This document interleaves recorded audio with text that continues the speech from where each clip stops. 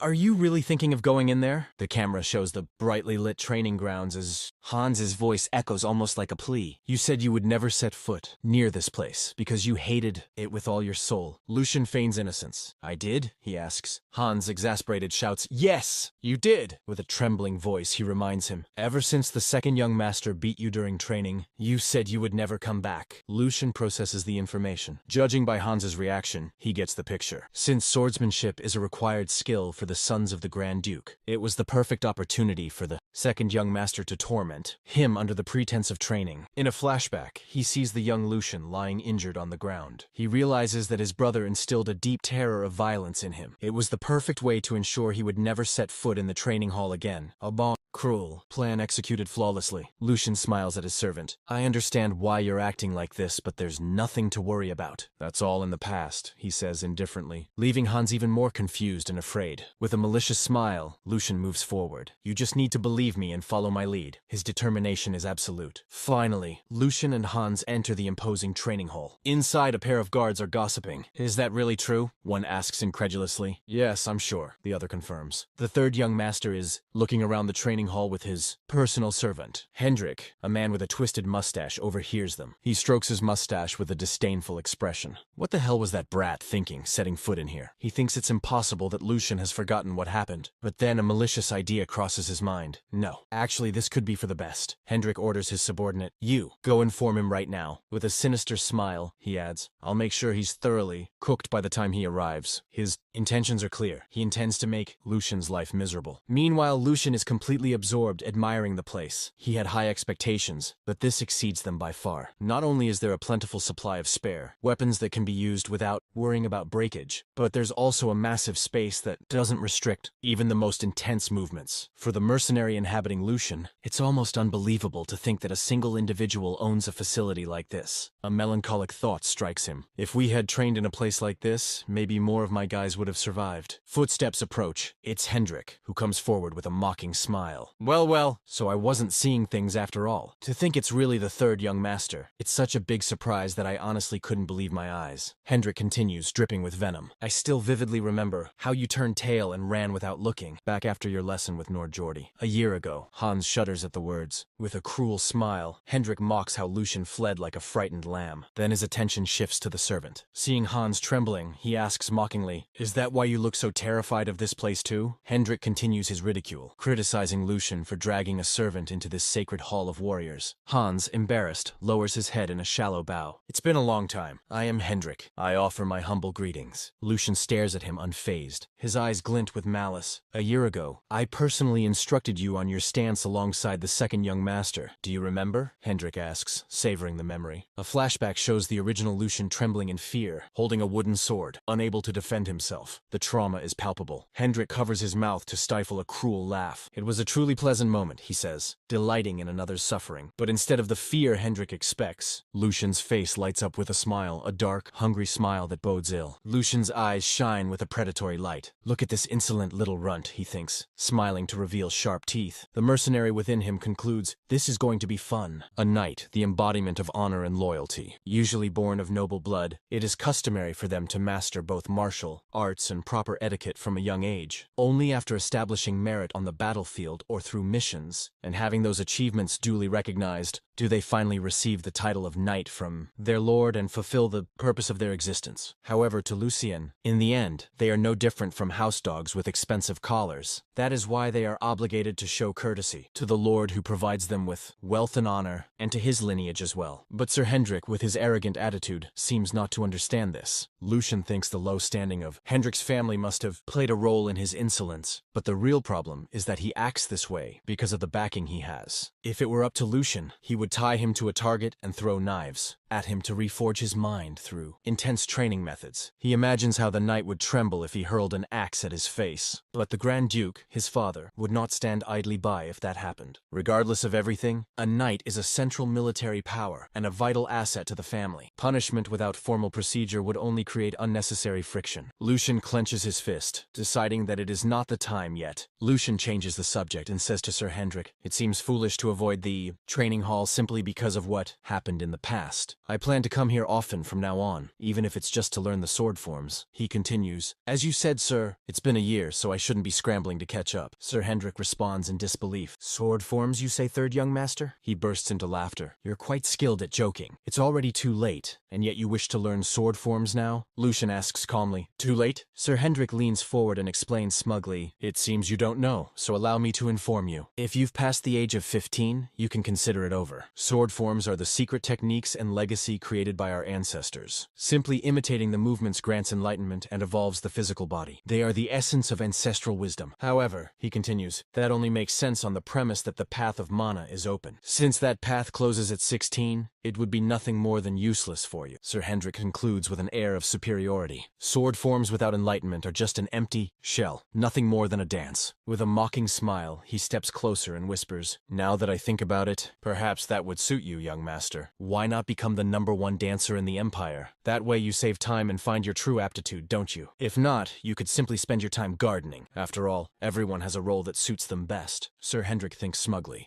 Look at him, speechless and unable to say a thing. But in Lucian's mind, things are very different. First of all, the claim that the mana path closes at 16 is a complete lie, he thinks, and a foolish one that could be exposed with a bit of research. But it doesn't matter. I can feign ignorance later to smooth things over. He continues thinking, and the objective has already been achieved. The objective of presenting the image of a fool crushed by his own ignorance, unable to utter a single rebuttal, a worm mocked by a servant, too terrified to move, showing that same pathetic nature as a year ago. Lucian begins his act. "Ah, Sir Hendrik, for some reason that seems a bit different from what I know." Lucian refutes him, to the surprise of both Hendrik and Hans. "The mana path closes around the age of 25, not 16, so I understand there's no problem learning, even now." Sir Hendrik, startled, says, "Ha! Are you certain of those words at this moment?" Lucian presses on. "It seems you're mistaken, sir. Does Brother Geordie share this opinion as well?" Cornered, Sir Hendrik replies, "Of course. It's such obvious common sense." Sir Hendrik feels victorious. This finishes it. As I said, he can't even think of refuting me. Lucian feigns collapse. "Yes, that's right. Even my brother said that." Suddenly he grabs his servant Hans by the shoulders and exclaims, "Hans, it seems the Valdek family is doomed." Lucian shouts at his terrified servant, "You think so too, right? You must." Hans, confused and frightened, can only think, "Ye young master, why are you dragging me into this? Dragging me into this?" Lucian clutches his head in feigned despair. To think he's confused about common sense that even a stray dog knows. At his age, does that make any sense at all? Lucian continues his dramatic speech. How many talents have been deprived of opportunities because of such incorrect knowledge? Ah, tears cloud my vision. To think my brother possessed a skull so hollow. Lucian shouts, making both Hans and Sir Hendrik flinch, as his theatrical fury erupts. "Don't stop me!" Lucian roars. If what the knight says is true, then this is a disgrace to the family and a clear crisis, isn't it? With a malicious smile that reveals his true intentions, Lucian leans towards Sir Hendrik. "Surely you're not trying to deceive me, the son of your lord, are you?" The scene turns chaotic. Completely cornered, Sir Hendrik panics, cold sweat pouring down his face. "What do you mean by that? Are you implying that I, a knight, tried to deceive you, young master?" Seeing that denial isn't enough, he desperately tries to backtrack. "Ah, please forget what I just said. I simply misspoke because I couldn't believe the situation." With a twisted smile, Lucian replies, "There's no way a knight of the Valdek family would do something so petty. Right, Sir Hendrik?" Sweating and stammering, Hendrik nods. Of course," Lucian answers calmly. "Good, I knew it." He continues, "In that case, this is a matter we cannot overlook lightly." In his thoughts, Lucian's true intention is clear. "I'll teach you what happens when you move your tongue the wrong way." "Sir Hendrik," Lucian says, as if unaware of how serious this matter truly is. Hendrik asks what he means, and Lucian explains that if Hendrik had merely intended to humiliate him, he would have let it slide. Continuing his act, Lucian adds, "The reason you and everyone else don't look kindly upon me is due to my own shortcomings, forgetting my duty and wasting time in vain." With false humility he exclaims, "How could I possibly reprimand you for that? that. But then Lucian's tone changes. However, aside from that, if you, a knight, and my brother, the pillar of the Grand Duchy, are obstructing the recruitment of talent with incorrect knowledge, that is something I cannot turn a blind eye to. Lucian argues that this would cause cracks in the military power of the Valdec Knights and, strictly speaking, could become a serious danger to the safety of the people of the territory. As someone who bears the Valdec name, it is only right that I be outraged. While acting, Lucian thinks to himself that he's finally reached the core of the matter. Lucian turns again to Sir Hendrik, who is frozen with fear. Sir Hendrik now clearly understands the gravity of the situation. Lucian lightly pushes him in the chest and warns him, "You'd better prepare yourself." With a threatening gaze, Lucian delivers his final blow. "I intend to report this to my father and request an internal investigation." Panic seizes Sir Hendrik. Wait, he thinks. This guy used to tremble just hearing my name. Why is he making such a big deal out of this? Hendrik's mind spins. No, this brat was always like this. He was as fragile as a newborn lamb in his fear. But now he sees Lucian not as a lamb, but as a massive, threatening wolf emerging from a dark forest. A gloved hand adjusts a ring set with a red gemstone. A new voice interrupts the scene. "What's going on to cause such a commotion?" Sir Hendrik looks up in shock, his face twisted with fear and relief. "Lord Geordie!" Lucian, however, smiles inwardly. Right on time, he thinks. Geordie Waldeck, the second son, approaches with an expression of disdain. "Is it you again, Lucian Valdec?" The scene continues from the previous chapter. Geordie Waldeck, the second son, confronts Sir Hendrik and his men in the training yard. Sir Hendrik rushes toward Geordie, trying to explain frantically. "Second young master,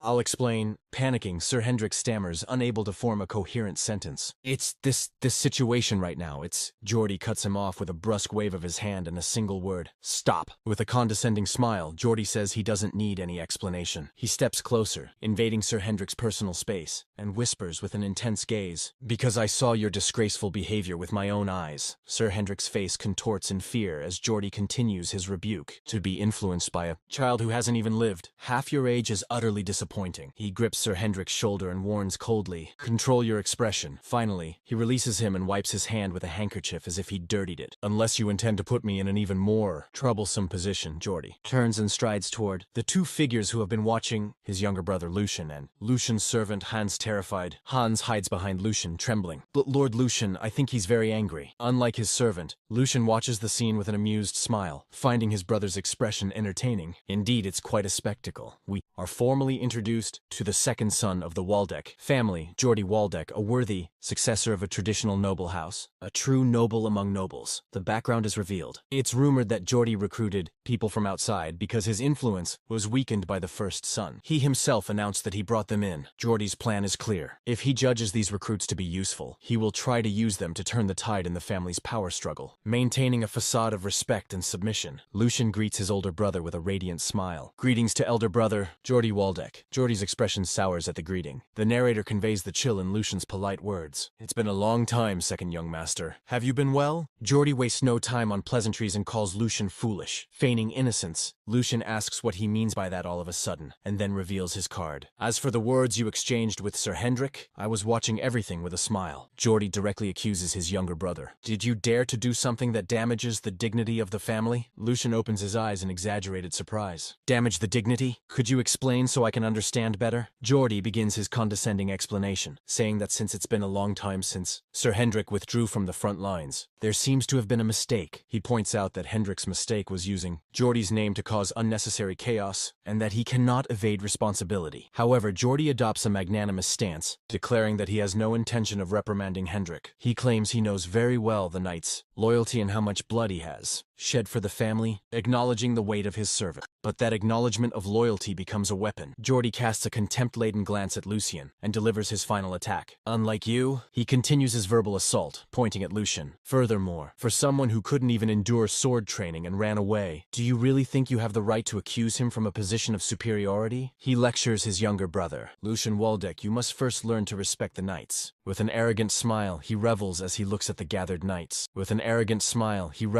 looks at the gathered knights. Because they exist, the Waldeck family can exist. With a broad sweep of his hand, he emphasizes that the family's existence depends on the loyalty of these men. One of the higher-ranking knights steps forward, apologizing on Lucian's behalf. Everyone, I apologize in his stead for today's disturbance. It is the mistake of an immature child, so please show generosity. With a twisted, self-satisfied smile, Geordie thinks to himself, completely pleased with the outcome. I'll take special care of my foolish younger brother. However, Lucian's expression reveals his true thoughts. A cunning smile forms on his face as his mercenary mind analyzes the situation. Ah, so this is how you want to play, he thinks. Lucian understands Geordie's strategy. Although the insults were aimed only at Sir Hendrik, his brother is manipulating the situation to make it seem like an attack on all the knights. Lucian's internal monologue continues to unravel Geordie's plan. He's not only subtly provoking Lucian into insulting them, but also saving face for himself. With a barely perceptible smile, Lucian decides to play along. Fine, I'll grant you that gladly. Lucian begins his performance, looking at Geordie with an expression of false admiration. As expected of elder brother, Geordie, thrown off by the sudden change, can only respond silently. Placing a hand over his heart, Lucian continues his dramatic speech. Although there was a misunderstanding between Sir Hendrik and me, the proper thing would have been for you to scold me for daring to insult you, elder brother. But instead of that, he exclaims with exaggerated fervor, clutching his collar as if overwhelmed by emotion. To think you would bestow such valuable teachings upon me. As Lucian confesses his supposed verbal crimes, Hans falls into total panic, whispering desperately, "Young master, please, close your mouth." Lucian ignores his servant and concludes his false apology. In any case, I'm ashamed of myself for spewing such disgraceful words. Geordie watches it all with a bright, satisfied smile, believing he has won completely. Raising his fist, Lucian declares his supposed epiphany to all, thanks to his elder brother's benevolence. This younger brother has learned once again today. Lucian turns to the knights and shouts orders to his servant. Hans, I must record my elder brother's teachings as soon as possible. Paper won't be enough. Better to leave it on the finest silk. Meanwhile, in his mind, he reveals his true objective. By using this, I'll wipe away Lucian's weak image. As Geordie smiles smugly, Lucian's thoughts continue, revealing the second part of his plan, and I'll imprint a clear presence in everyone's minds. Lucian's face twists into an almost manic expression as he shouts his final proclamation internally, that the third young master of the past no longer exists. When his act ends, Lucian's mask falls away, replaced by a chilling calm. He turns to leave and asks a stunned Geordie, "Therefore I intend to take my leave now. Will you permit it?" As he walks away, Lucian adds one last provocation, making the rift between them clear. After all, there's no benefit for either of us in staying together any longer. Geordie's composure finally breaks. Unable to process the challenge, he explodes in fury. "Damn it! It seems you really aren't afraid. Do you think you can just leave like this as if nothing happened?" A close-up of Lucian's golden eye reveals his calm. In a steady voice, he reminds his brother of a crucial piece of information. "You've forgotten." Lucian lays out his checkmate, reminding Geordie of the delicate balance of power. "Father is watching me closely right now. As for me, I have nothing to lose." It is a veiled warning that any scandal will harm Geordie far more than it will harm him. Faced with Geordie's stunned silence, Lucian reads the situation clearly. Turning the situation to his advantage, Lucian calmly turns around and begins to walk away, declaring, "Then I'll take that as your consent." With one final, dramatic farewell, Lucian drags his servant Hans, who is still in a state of shock, away from the scene. "I will take my leave now, elder brother Geordie." In a comedic panel, Lucian hurriedly urges his servant to escape, while Hans screams desperately, "Young master!" Back in the training yard, the silence is suffocating. Sir Hendrik cautiously approaches the furious Geordie, who has his back turned. "Sir Geordie," Sir Hendrik asks in a trembling voice, wondering whether it was truly right to let Lucian leave so easily. Geordie gives no answer. His silence is more threatening than any shout. A close-up reveals the fury boiling inside Geordie. His eyes glow with a golden light, his expression filled with pure rage, promising future revenge. The scene shifts to a quiet path leading away from the mansion, marking the distance Lucian and Hans have put between themselves and the conflict. As they walk, Lucian maintains his composure, but Hans is visibly shaken, hunched over and constantly glancing around in fear. Hans can't take it anymore. He stops and looks back, sweat streaming down his forehead, clearly terrified of what might come next. Finally, he turns to face his master, his voice trembling. "Young master, will everything really be all right?" Lucian stops and listens as Hans continues, reminding him of his brother's ruthless nature. "You know Lord Geordie's personality better than anyone, young master." Hans's fear erupts into a desperate, tearful cry. Reduced to a small, panicked, almost comical animal in his imagination, he envisions the worst-case scenario. "I'll definitely definitely be captured by that terrifying mustached knight without anyone ever knowing. Lucian, without losing his calm, tells him to settle down. Lucian's expression grows serious. Hans's fear triggers a memory from Lucian's past life as a mercenary. That's right, only those who had suffered under that kind of temperament would truly understand. A grim image from his past appears. The flashback continues, showing him in a desperate situation, possibly imprisoned. He recalls the frustration of dealing with an incompetent superior who made matters worse, and then pretended ignorance afterward.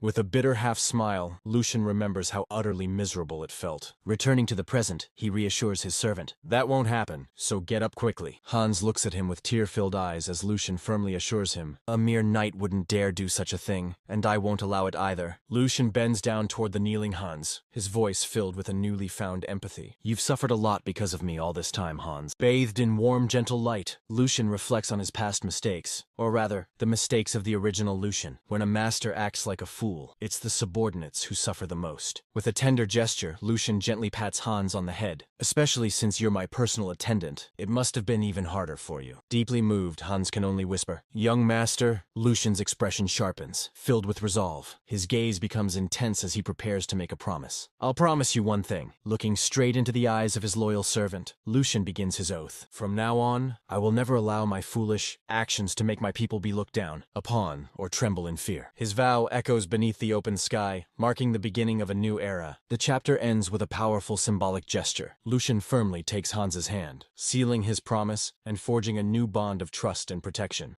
On a bright sunlit day inside the palace, Lucian and Hans walked silently through the long corridors. Their footsteps echoed faintly, matching the heavy expressions on their faces. Ever since the incident at the training wall, an uneasy feeling had taken root in Lucian's chest. The palace had become far too quiet, dangerously quiet. He knew Geordie, the second young master, better than most. That man was not the type to swallow humiliation and move on. He always retaliated. As Lucian tightened his grip around a folded sheet of paper, his suspicions were finally confirmed. His eyes scanned the document once more, filled with open disgust. So this is the trick you've been preparing all this time, he muttered coldly. Do you have any idea how long I've waited for this day? Beside him, even Hans, normally timid and soft-spoken, could no longer suppress his anger. His fists clenched tightly as he raised his voice, saying this could not be allowed to pass. Lucian turned to him calmly and asked if he was ready. Hans didn't hesitate. He answered immediately that he was. How dare he? Lucian said, his voice sharp and icy. How dare he touch my allowance? Hans shouted along with him, adding that his own salary had been cut as well. Lucian explained how everything had started with the budget plan he received that very morning. It was supposed to be a simple day, one where he replenished his funds, bought extra moonlight grass, and stocked up on supplies. That was how things should have gone. But the moment he opened the letter, his expression froze. The paper slipped from his fingers and fluttered to the floor. Printed clearly at the top were the words, Budget Summary. Lucian's allowance had been reduced by 75%. Hans's salary had been cut by 30%. That bastard, Lucian said quietly. Geordie, the second young master, had laid his hands on his allowance. He had used authority as bait and planted a hex, a spy, through paperwork itself. Even among nobles, embezzlement was a crime punishable by execution. Soon they arrived at a private room. Lucian opened the door, his mind already calm as he reflected on the situation. The only reason this absurd power play had succeeded was because there had been a gap in his defenses. After his mother's passing, Lucian had entrusted budget management to another. That responsibility had once belonged to Dana, the former headmaid, who had served him loyally for years. But now, that authority had ended up in the hands of someone entirely different. A woman stepped forward and bowed politely. She introduced herself, saying it was her first time meeting Lucian face to face. Her name was Jenny, the newly appointed headmaid, assigned to replace Dana. She added that she had wanted to greet him earlier, but at the time, Lucian had shown no intention of leaving his room. With a faint mocking smile, she remarked that his long period of seclusion finally seemed to be over. Hans bristled at her tone and immediately protested, but Lucian raised his hand, signaling him to stop. Calmly, he said that Jenny wasn't wrong. Then, with a faint smile of his own, Lucian stated that they would keep their conversation brief. There was a more important matter to address. Tightening his grip on the paper, he asked her directly whether she had drafted the budget plan and held the document out in front of her. At first, Jenny looked startled. Then she smiled. And then, she laughed. She said she couldn't understand why Lucian had summoned her over something as trivial as a budget issue. Yes, she admitted that she'd written it. Since Lucian had granted full authority to the former headmaid, she explained, the responsibility had naturally been passed down to her. She had merely carried out the duties entrusted to that position.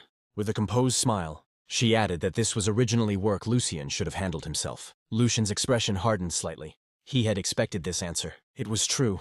This neglect was partly his own fault. Accepting that, he nodded and said he understood. However, something still did not sit right. Calmly, he pointed out that the majority of the funds allocated by his father were meant to raise servant salaries, meant to compensate for his past neglect. As he spoke, the surrounding maids began to tremble. Their eyes darted nervously between Lucian and Jenny. Lucian then asked a simple question. If that is the case, he said evenly, why was Hans's salary cut instead of raised? His gaze sharpened. Isn't that far too blatant? Jenny smiled once more, feigning surprise. She claimed there must have been a mistake. After all, managing an entire household involved countless responsibilities. Turning slightly, she asked the others if they could testify to how overworked she was. Immediately, the surrounding staff nodded in agreement. One after another, they awkwardly voiced their support, shifting the blame onto themselves and insisting it must have been an oversight. Lucian watched quietly. Then he spoke. Enough. His calm voice carried unmistakable authority. The room fell silent at once. Stepping forward, Lucian said that while the body might belong to one master, the hands and feet were clearly obeying another. He walked toward the door, then stopped and turned back. He looked directly at Jenny. I'll ask you one final question, he said. Answer carefully. His eyes narrowed. Do you know who the master you were truly supposed to serve? Jenny's smile faded. Her reply came sharp and cold. If you want an answer, she said, you'll have to ask Lord Geordie. Ah! The scene shifted. A dark alley stretched ahead, damp and narrow. Lucian walked forward, his thoughts steady but ruthless. Infected flesh had to be cut away for the body to survive, even if the process was painful. His heart beat faster with each step.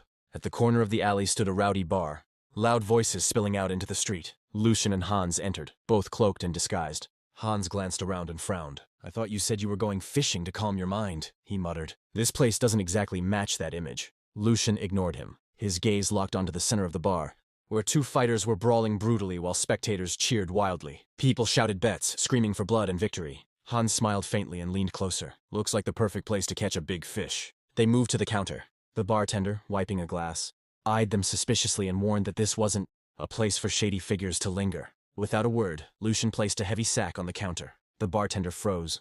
Lucian removed his disguise and asked calmly why a gambling bar was being so picky about its customers. He questioned whether the man even wanted business. There were several reasons Lucian had not dealt with the head maid rashly. First, Jenny was no ordinary maid. She was the daughter of the nanny who had raised Geordie since infancy. Acting against her carelessly would only worsen the situation and invite unnecessary backlash. Second, and more importantly, this situation existed because of Lucian's own mistake. Before reincarnating and taking over this body, he simply hadn't known how to handle matters like this. He had entrusted authority without fully understanding the consequences, assuming that such an unreasonable situation could never arise. Reality proved otherwise. Lucian realized this problem went beyond common sense. It required a proper response, and this time he would not be lenient. More than that, there was no way the Archduke was unaware of what was happening behind the scenes. In other words, resolving this mess was not just necessary, it was part of a test. If that was the case, then Lucian would show him. As these thoughts passed through his mind, the same staff member from earlier led him through the bar, once again, and seated him comfortably at a table. Cards were scattered across its surface, clear evidence of countless games already played.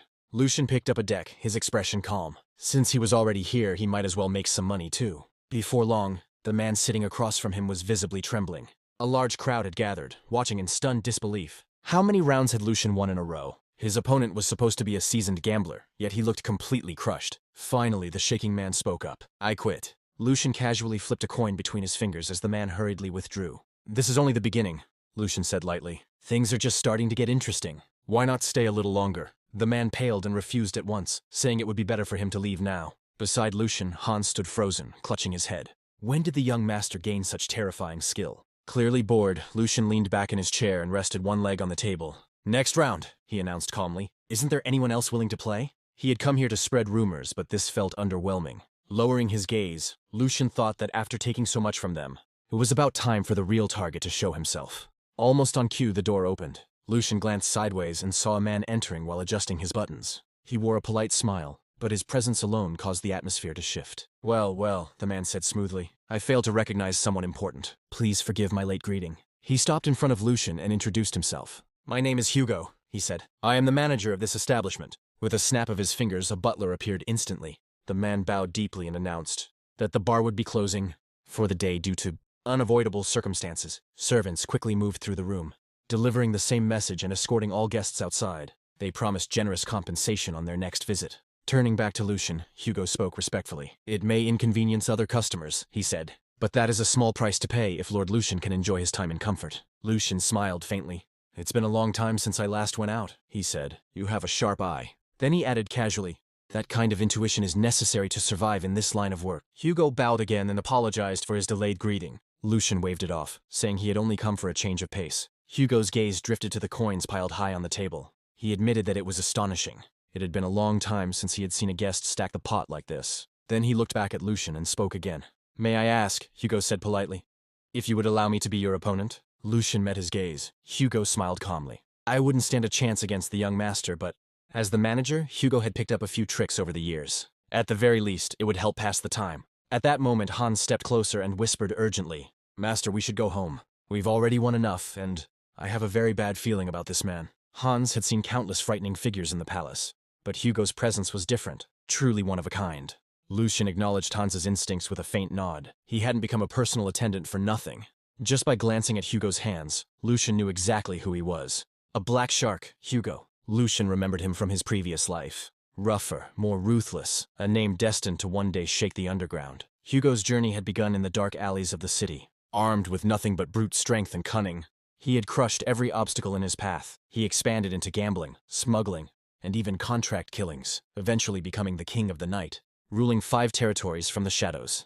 Later, exploiting the Empire's instability, he declared himself a baron and re-emerged as one of its warlords. But for now, Lucian noted, he was still a rookie. Even so, that only made him more dangerous. Lucian smiled faintly. Today he had come to catch this shark. As the cards were spread across the table, Lucian suggested keeping the game simple. Hugo agreed immediately and removed any upper limit on the betting. I cannot allow the young master to grow bored after coming all this way, he said politely. Lucian's expression brightened. Finally, someone who understands me. Behind him, Hans grew even more anxious. Hugo maintained his polite smile, but inwardly, he dismissed Lucian as a spoiled brat, relying on his family name. He didn't realize that the words they had just exchanged would soon become the foundation of his own downfall. As the dealer prepared the cards, Hugo thought the timing was perfect. Even though his planted gambler's losses hadn't gone according to plan, he subtly tapped the table. The dealer noticed. Hugo believed that someone like Lucian would sink deeper the more he lost. He intended to devour him down to the bone. At the table, Lucian beamed cheerfully, as if nothing was amiss. Hugo, suspicious, asked if something was wrong. Lucian replied casually that it was nothing. But before they began, he had a question. Hugo assured him he would answer honestly. Lucian leaned back, a faint smile on his lips. Although we are meeting for the first time, I have to admit, I've already taken quite a liking to you. A leader can be judged by his subordinates alone. Managing an operation of this scale, even illegally, is no simple feat. If you had crossed the line, you would have been eliminated long ago. Hugo's smile remained polite, but he stiffened slightly. I understand my position, he said carefully. I make sure not to offend my superiors. Lucian chuckled softly. Don't be so stiff. Even though I come from House Weldon, we are not inflexible. He peered at his cards for a moment before asking calmly, when do you plan to begin large-scale production? Hugo froze. What are you talking about? Lucian smiled faintly, leaning back. Don't pretend. I've seen the signs, Hugo. Lucian's gaze sharpened as he spoke, bringing up the word that carried weight in the room. Illegal. The moment it left his mouth, the atmosphere grew heavy, suffocating. Even the servants began to sweat nervously. Hans stiffened beside him, his eyes wide with unease. Hugo froze in place, his body suddenly rigid, as if an unseen force had struck him. Trying to maintain his composure, Hugo forced a smile and asked cautiously what Lucian meant, pretending to misunderstand. He claimed ignorance, insisting he had never heard of anything illegal. Lucian did not respond immediately. Instead, he calmly placed more coins on the table, the action deliberate and unsettling. There is no need to pretend, he said softly. I heard you clearly. Asking again is pointless. A faint, almost imperceptible smile appeared on Lucian's lips as he revealed the truth. Hugo had been commissioned by the Marquis Lauren family to destabilize Waldick territory through illegal drug distribution. The words hung in the air, heavy and sharp. Lucian's gaze turned cold, a hand waving lazily but decisively. For a Marquis family to give such cheap and reckless orders, he said, his voice cutting through the tension. There is clearly no respect. There is a line that should never be crossed, and you have crossed it. Do you agree? Hugo said nothing. Sweat rolled down his face and his breathing became uneven. Lucian's calm eyes bore into him, unyielding. I must admit, he continued, there is something almost impressive about your audacity. Smuggling illegal drugs into another city, especially into Waldick territory, takes a certain nerve. But the compliment was sharp as a blade. The moment something goes wrong, Lucian warned, and you are caught, everyone associated with Waldick will tear you apart. Not one person will hesitate. Not a single soul will show mercy. The pressure in the room intensified, thickening the air. Lucian observed Hugo in silence, noting the chaos in his mind. Failure now meant death. His plan had been exposed before it even began, and the opponent standing before him was the Waldick family, one of the deadliest forces he could face. Normally, this operation would have remained hidden for another 2 years. By that time, the drug reports would finally reach the Grand Duke, and Hugo would have fled the city. But Lucian's experience allowed him to see the situation before it spiraled out of control. Finally, Hugo forced a shaky response. He claimed it was a misunderstanding. Lucian's lips curled faintly as he repeated the words slowly, deliberately. What exactly is being misunderstood? Trembling, Hugo insisted he was nothing more than a small-time shop owner, barely scraping by. He swore that dealing drugs made no sense and that someone jealous of him must have spread a false rumor. If given the chance, he claimed, he would uncover the source himself. Lucian cut him off coldly. A false rumor, he said, his tone almost amused. Just like the flour mill you run is supposedly a normal shop, and the underground passage beneath it is merely a secret escape route leading outside the castle. He leaned back slightly, his eyes never leaving. Hugo, this is the last question I will ask. What stage are you at right now? Hugo was completely stunned. Words failed him. Sweat poured down his face, his body trembling. As the weight of Lucian's knowledge pressed down, the silence stretched, thick with dread, while Lucian's calm, unyielding gaze left no room for pretense. At last, Hugo collapsed back into his chair, his body trembling. For a fleeting moment, his thoughts cleared. Lucian knew. He knew about the fake shop and the secret passage. Excuses were meaningless now. A dangerous thought flickered in Hugo's mind. Should I kill him? The servants sensed the shift in the air. One by one, they subtly moved, hands inching toward their weapons. After all, a noble without guards could be struck down in the middle of a conversation. Before Hugo could act, Lucian's voice cut through the tension, cold and sharp. Think carefully before making a foolish move. The chip in this gamble is your own life. Hans trembled behind Lucian, fear etched clearly across his face. Hugo's clenched fists loosened slowly. Lucian's words reminded him of how far he had worked to climb to this position. What kind of stupid thought was that? He scolded himself internally. Attacking a successor of the Waldick family would be no different than begging for death. His mind raced as he imagined the consequences if he were caught. The punishment would be far worse than a quick death. Slowly, Hugo closed his eyes and exhaled. He chose survival. Lowering his head, he begged Lucian to spare him. There must be a reason. Lucian had come personally instead of ordering his execution. Otherwise, his head would already be rolling across the floor. Desperation overtook him. If you tell me to be a dog, he said, voice trembling, I will be a dog. If you order me to bark, I will bark. If you order me to crawl, I will crawl. The moment he spoke, all the servants dropped to their knees, pleading for mercy. Lucian remained silent for a heartbeat, then slowly stood. A dog to keep around wasn't such a bad idea. He just needed hands and feet he could trust. Relief surged through Hugo's body. He repeatedly thanked Lucian, swearing he would obey any order without hesitation. Lucian stepped closer, then abruptly stopped. Simply being a hunting dog sounds boring, he said thoughtfully. Hugo wasn't the type to be satisfied with that forever. He placed a hand on Hugo's shoulder and asked a single, unexpected question. Do you want to try becoming a knight? Hugo's eyes widened. The room fell silent for a moment, all attention fixed on him. Becoming a knight had once been his dream, something he had pursued obsessively, but reality had crushed it. No matter how skilled he became, he had always been risking his life for a master, reduced to a disposable tool for nobles. His low birth seemed an unchangeable barrier. Do I want to become a knight? Hugo pressed his forehead to the floor. If given the chance, he said, voice full of raw desperation, I would even sell my soul. Please, tell me it's possible. Lucian answered without hesitation. I swear on the honor of the Waldick family, if you hold integrity and honor, and do not shame yourself in the future, then mere status will never be a stumbling block. He leaned closer, voice soft but commanding. One final question. Do you want to live as a person, not as a tool? Hope, something Hugo had not felt in years, filled his chest. A few days later, inside the palace, the servants gathered, tense and curious. Lucian appeared at the front, sitting casually with one leg resting on the table. Hans and Hugo stood behind him. Lucian turned his gaze toward Hugo and said, calm yet commanding, introduce yourself. Hugo stiffened slightly, clasping his hands behind his back. He stepped forward and introduced himself in a calm, measured tone. I am Hugo, he said, and I will be assisting the Lord from today. A sharp, restrained smile formed on his face, like a hunter quietly assessing his surroundings. I look forward to working with everyone, he added. Sometime later, inside the palace, Lucian sat calmly at the center of the room, while the servants formed a semicircle around him.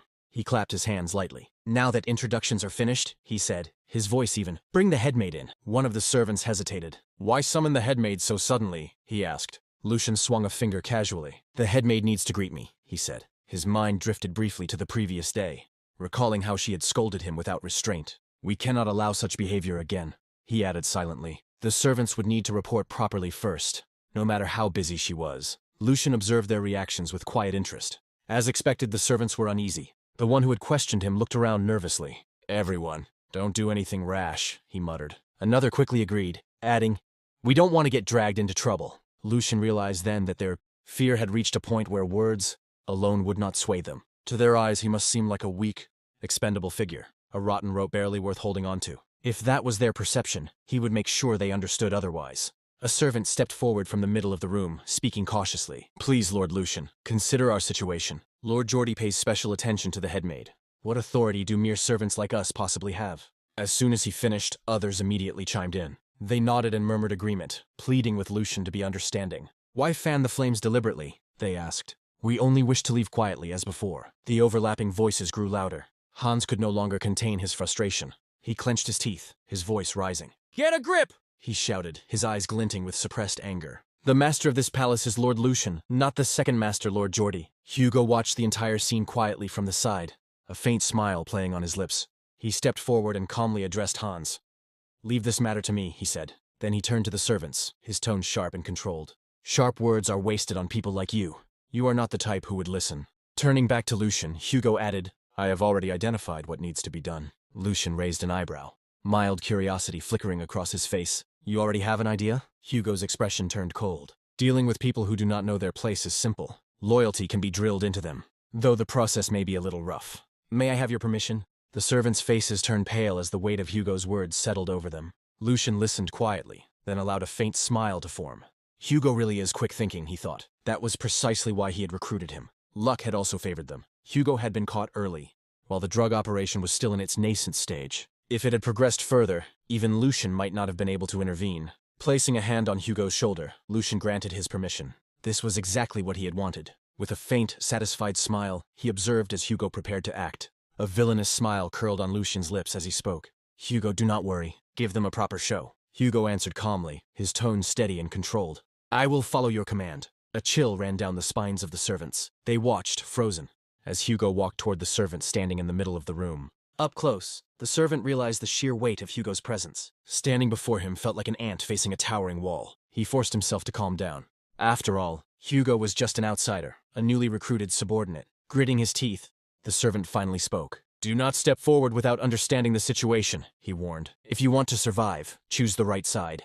Hugo's cold gaze fell on him. "Do you have any idea," he asked softly, "how cruel the people backing you truly are?" The servant scoffed, trying to mask his fear. "Surely you're not foolish enough to risk your life for a few coins?" Hugo clenched his fist. "Those are truly pathetic last words," he murmured. The servant frowned, confused. "What?" Before he could finish, Hugo struck. The punch landed with brutal precision. The servant flew across the hall, crashing to the ground with a sickening thud. His face immediately swelled and distorted, and consciousness slipped away from him like water through fingers. The hall fell into stunned silence. Hans froze, color draining from his face. The other servants instinctively recoiled as Hugo calmly walked past the fallen body. Finally, one servant shouted, voice trembling with fear and anger. "This has gone too far. Violence like this is unacceptable. Even if the young master brought Hugo here, he does not have the right to act this way." Hugo turned slowly, his gaze heavy and irritated. "Listen carefully," he said, his voice low and lethal. "I have more than enough authority to act. My specialty is educating crazy bastards who do not know their place." The servants instinctively stepped back, shrinking from his presence. Moments later, heavy footsteps echoed through the hall. Before anyone could react, the large doors at the far end were thrown open. Two servants dragged someone inside. It was the headmaid. She struggled violently, shouting, "Let me go!" "Do you think you can get away with this?" One of the servants snapped sharply. "Shut your mouth and follow quietly. If you still cannot understand, then you truly are foolish." Fury lit her eyes, and she turned sharply toward him. But the moment she looked inside the hall, her words died in her throat. Servants knelt on both sides of the room, bruised, trembling, and utterly subdued. Lucian stood near the window, his back to the room, calmly gazing outside as if nothing unusual had occurred. A servant hurriedly spoke. "As instructed, we have brought the headmaid." Lucian slowly turned, his expression composed, a faint smile touching his lips. "She is finally here," he said. His tone was light, almost casual. "I merely asked the servants to bring her over, though it seems they became a little too enthusiastic." Shock quickly turned to fury. The headmaid's eyes blazed. "What is the meaning of this? Do you think you can get away with such behavior?" She forcefully freed one arm, raising it threateningly. "Lord Geordie will never allow this." The tone stays controlled, cold, and cinematic. "Ah!" "Stand." The headmaid straightened her posture. forcing herself to appear composed. "If you stop now," she said sharply, "I will make sure today's incident ends here." Lucian smiled, completely unbothered. "Whoever said anything about ending this?" he replied calmly. He reached over to the table and picked up a whip, gripping it firmly with both hands. The leather creaked softly as he lifted it. "This," Lucian said evenly, "is only the beginning." The moment the headmaid saw the whip, her confidence shattered. The color drained from her face. Her lips trembled as she hurriedly spoke, her voice cracking. You can say whatever you want. I take back what I said earlier." Lucian's smile vanished. In its place was a cold, emotionless gaze, devoid of hesitation, devoid of mercy. "Today," he said quietly, each word cutting deep, "you will die right here."